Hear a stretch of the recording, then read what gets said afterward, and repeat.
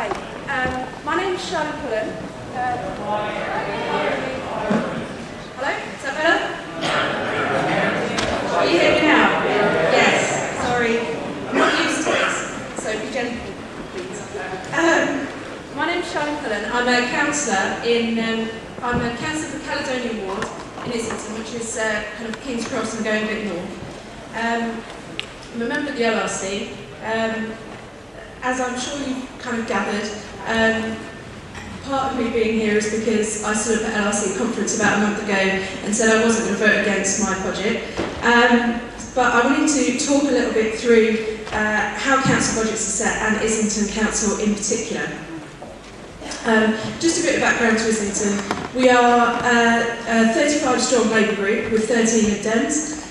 We took over the council for the first time in a decade in May when I was elected.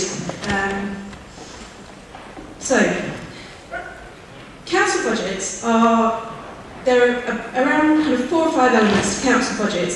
The first is cash grants from central government that more or less fund services, and those councils that are more deprived get more money from central government for those services. Capital grants from central government, that's things like building schools for the future. You'll all have seen the court case yesterday that councils fighting against the cuts to building schools for the future have won their case against Michael Gove, so that's very good news. Good news for them, good news. Council tax is another way that councils have some income, and then fees and charges, things like parking. So in Islington's case, the cut to the cash grant in Islington for the next financial year, 2011-12, will be around 11%. In figures, that's about £41 million. Over 4 years, we're anticipating that the cuts to the cash grant to Islington Council will be around £100 million over 4 years. That's over a third of our total council budget. The capital grants are being more heavily targeted by government. They're going to be cut by 45% over the next 4 years. In Islington, that's a cut of an additional £11 million this year. So the cuts that we have to make to Islington Council for the next financial year are £52 million. That's just to the council, of course. The Condon government is cutting local public services by £335 million over the next 4 years, including things like health service, fire service, etc. In Islington, because we are a deprived authority, although you probably don't expect us to be, we're the 4th most deprived in London and around the 8th most deprived in the country, those grants from central government make up 85% of our funding. That's 85% of our funding. Council tax only makes up around 14–15%.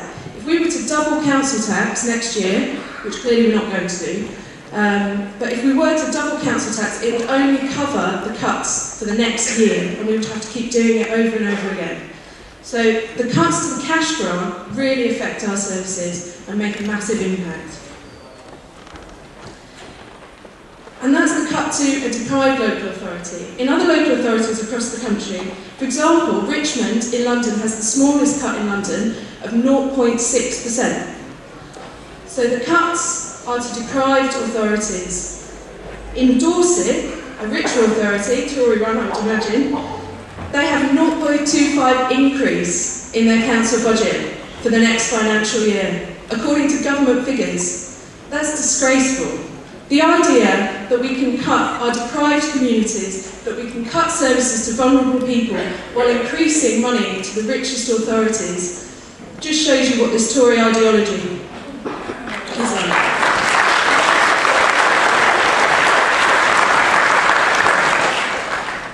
For our budget in Islington, clearly we are going to have to make cuts, but things we are protecting are free school meals for all primary school children in Islington. That's something we passed last year as a minority authority, as a minority Labour group, and are keeping despite the cuts to services. We're introducing a Citizens Advice Bureau for the first time in a decade in Islington, taken away by the Liberal Democrats.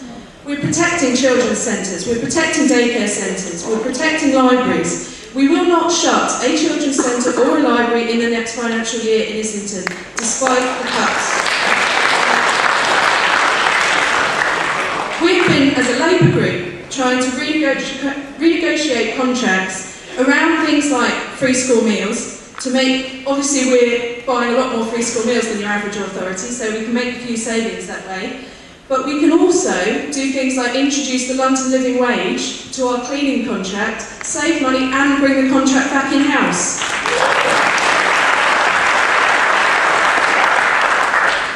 But clearly, despite the good things that our Labour group are doing, we will have to make cuts, and we will make cuts that will affect people's jobs in the council and will affect services.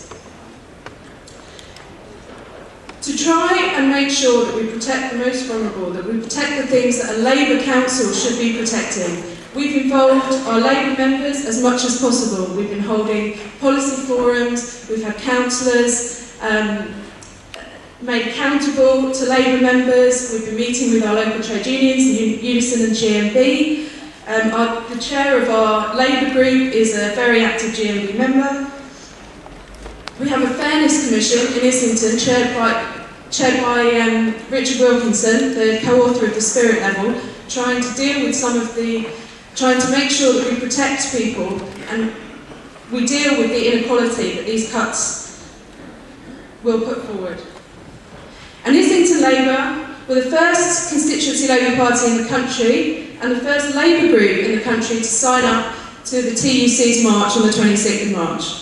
We are actively campaigning, going out on the doorstep, I'm out all of tomorrow, going out trying to encourage local people to turn up to that march and make it the biggest march this country's ever seen.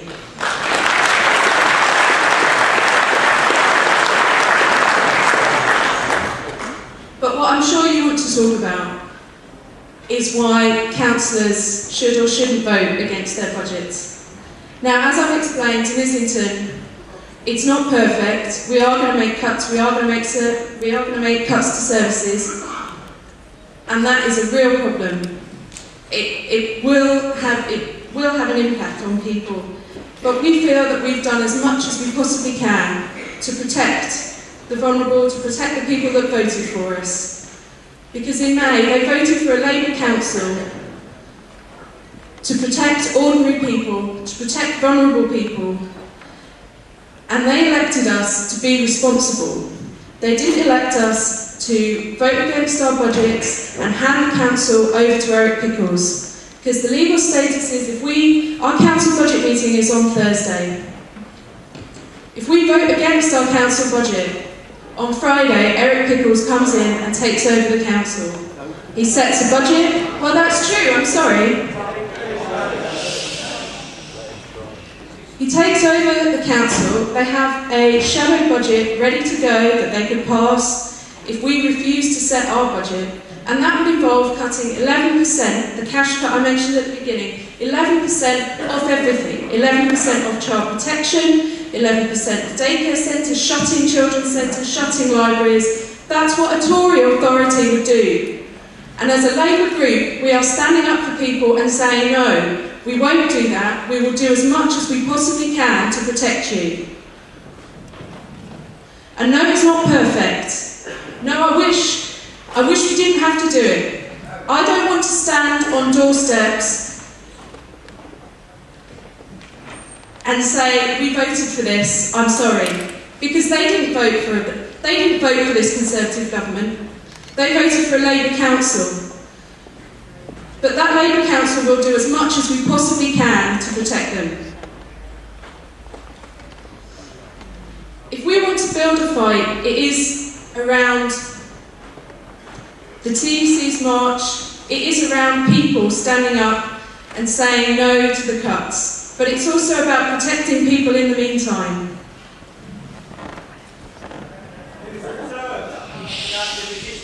Shut up. Comrade, let her finish, please. So let's have the debate, let's talk about it, let's see what we can do, what is helpful, what is rational, and what will make a difference. Because in Islington, it is a Labour council that will make a difference. It is not Eric Pickles setting our budget. Thank you.